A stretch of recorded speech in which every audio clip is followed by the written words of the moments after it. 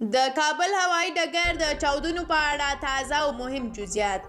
سلامونه لیدونکو، دا پوره او مهم جزئیات کولی شئ په دې ویډیو کې وګورئ. روغتیایي چارواکي وایي چې د کابل هوایي ډګر ته څیرمه د تېرې ورځې په چاودنو کې 90 تنه وژل شوي او 150 نور ټپیان دي. د رویټرز د راپور له مخې په وژل شویو کسانو کې 14 امریکایي وګړي هم شامل دي.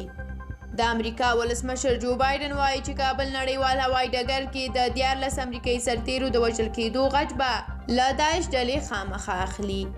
د ملګرو ملتونو سرمنشي انتوني ګوتریش د کابل پر نړیوال هوایي ډګر برید غندلی او هغه یو ترهګریز برید ګڼلی دی.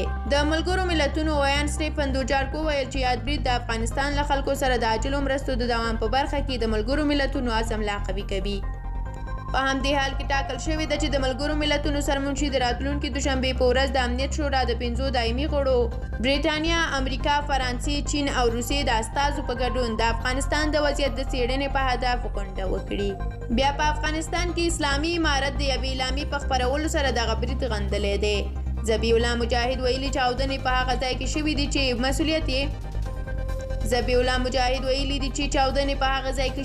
مسؤلیت یې د امریکایي ځواکونو پر غاړه و.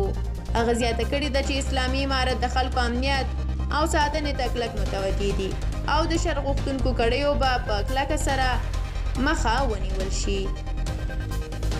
لیدونکو مننه چې دا ویډیو مو تر پایه ولیدله. د لا ډېرو ویډیوګانو د لیدو لپاره زموږ یوټیوب چینل در سره سبسکرایب کړئ. تر بیا یو بلې ویډیو الله مو مل شه.